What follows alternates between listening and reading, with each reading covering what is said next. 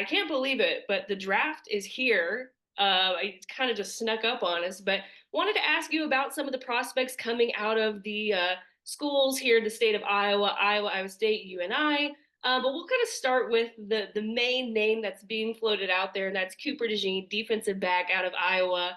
What do you think there's so much buzz around him? What does he bring to the table that makes him considered to be a first round talent? Yeah, versatility, versatility, versatility. I think when you talk to anybody who's actually scouted Cooper DeJean, the thing that gets you most excited is that this guy can play corner. He can play safety. He checked the box as far as the athletic testing with this pro day. So you know you're getting a high level athlete. And we know this, that in the NFL, right, you talk about some of the best wide receivers, the A.J. Browns, right? You know, you're talking about the Devontae Adams, is that you have to have a high caliber athlete to be able to run with those guys. So I think Cooper DeJean is exciting is because I think this is a player that can play corner, right, at a high level. But then also in certain situations, you can move him to the safety position. And we know how the NFL is transitioning to having these guys, right, where it's 5, 6 defensive backs on the field. But Cooper DeJean is a guy that while you bring a defensive back in and you have him on the field, you're not losing physicality either because he's a guy that will come down and he will make the big tackle and the big hit. Yeah, you mentioned versatility. Also, as a punt returner, I imagine he could really make an impact as a special teamer as well, especially as a rookie. Yeah, without a doubt, right? Punt return, and then we have to remember too that this is the first year that the kick return rules are going to be different, right? So a player like Cooper DeJean that showed the short area quickness and also the explosiveness, he may be a guy day one, right? He's going to start as a kick returner while also being a starting corner. A player like Cooper DeJean, I can see the special teams coach walking up, right? The general manager, the head coach, all talking about, hey, we need to draft this guy because he can help us in multiple facets. And this is going to be a brand new situation. So we don't know if there are going to be a whole lot of explosive plays related to this. And I would assume that you're going to want to put a really good guy back there as a returner. So Cooper DeJean definitely has an opportunity and he has value being a kick returner early on in the NFL. I want to ask too, he suffered a pretty serious injury at the end of this past season with Iowa, broken fibula. Do you think that will impact his draft stock in any way? Listen, I'm not going to pretend to be a top notch doctor, right? But I will say this just in my experience, especially being at LSU and watching athletes recover from injuries, I would say this: you probably rather break a bone than tear a ligament like a ACL or Achilles or something like that. So I think the pro day was important for him and him showing out there that he's a high caliber athlete. It appears that he's back in form. I think while if there was a question mark, he answered that question mark at the pro day saying that, hey, I'm back, I'm ready to rock and roll. So I think it was a good situation for Cooper entering the draft. Where do you see? I mean, obviously, a lot of the mock drafts have him as a first rounder. Where do you feel like he will go in that first round, and what system do you think he could fit best in? I'm going to say I don't know, but I'm going to say this and clear that up. And I think it's a fun part, right? I think every Iowa fan should be excited because the reason I'm saying I don't know is that there's a bucket of cornerbacks, even the top tier cornerbacks, the top 4 or 5 of them, and I include Cooper DeJean in that. I think if you ask 5 NFL draft analysts, right, they're all going to give you 5 different answers on who's cornerback one. And so what that means is that when you come to the draft, Cooper DeJean can, in my opinion, he can go as high as what 12, 13 to the Las Vegas Raiders, right? To you're looking at the back end of the draft potentially to the Kansas City Chiefs, right? Because they lost their starting corner. So anywhere in that area he can go. But I feel really good about him being a first round corner just from what I'm hearing from the NFL scouts that I talked to, the NFL personnel that I have talked to. So I'm feel really good about that. And then obviously me watching the film myself, I feel confident in myself that I can see him going very high in this draft.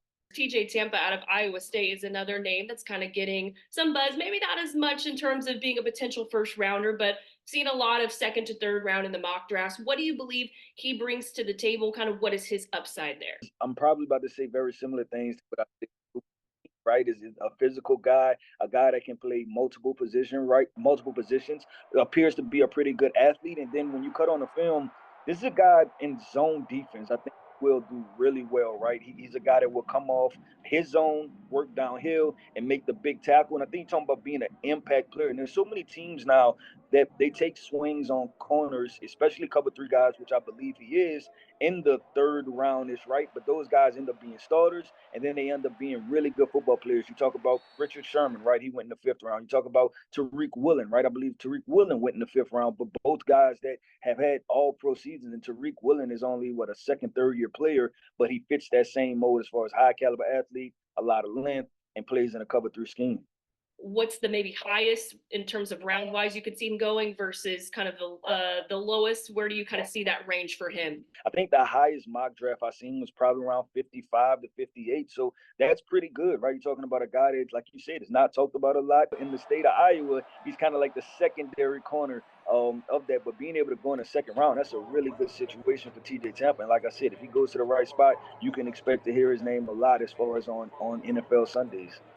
Well, let's kind of shift back to some more Iowa Hawkeyes. Some of the guys that are also received combine invites, at least. We'll start with Eric All, tight end out of Iowa. Now, he unfortunately suffered a serious injury last season as well, similar to Cooper DeJean. So, kind of, how do you feel like that will affect him here? And just kind of based on what he has put on tape, how do you feel like that will help him in terms of this year's draft? Eric All is going to be one of those players that if you're an NFL scout, you're going to do the deep dive because you see all of the athleticism, you see the ability there. It's just obviously the injury, right? And it kind of hampered his season and kind of limited. But what you do is this: I look at this tight end draft class, and I think if he would have continued to stay healthy throughout the entire year, he could have potentially been tight end two in his class. And if so, if you're talking about somebody with that higher regards, you factor in the injury.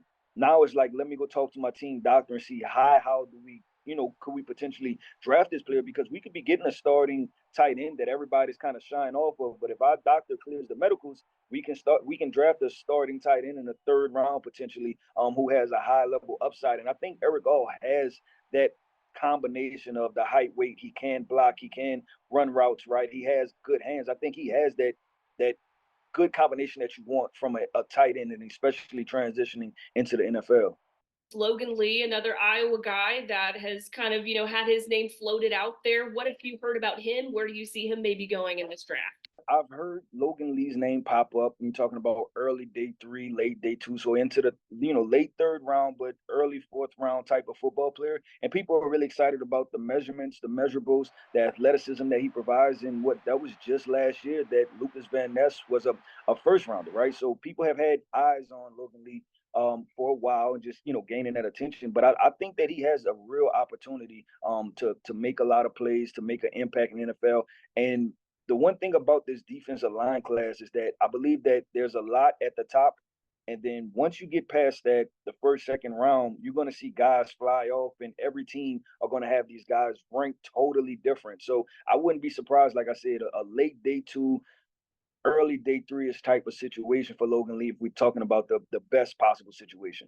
Tory Taylor, he became one of the most popular players among the Hawkeye fan base. You're not used to punters usually being the name that a lot of people are, talk about when they talk about their favorite players. But I mean, he was a record-breaking player for them, and punting is winning is kind of the phrase associated with him and his time during at Iowa. Kind of, what do you feel like he brings to the table, and what can we expect to see with Tory Taylor in this draft?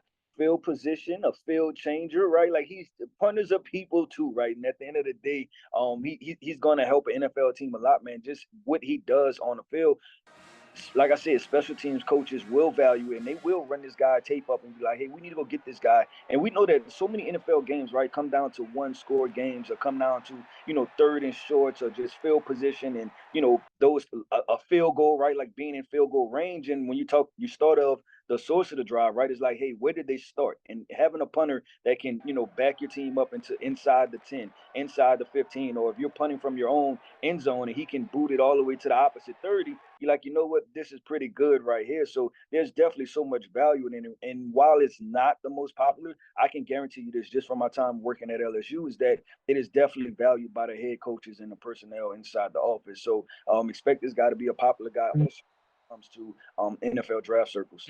Was there anybody else that you kind of heard about coming out of the state of Iowa that you think people should kind of be looking at that should be on the radar? One last name, UNI's Christian Boyd, defensive tackle. This is a guy, I believe he was at the the Shrine Game, and he showed out really well. People are really excited about what he can do as a football player, and I think, like you said, this could be another day three guy that flies off the board that's flying under the radar because he's not at the most popular school, but he will have an impact. Good athlete, explosive, physical hands. So Christian Boyd is definitely a guy to look out for. Is another in the state of Iowa football player that NFL draft fans should be excited about.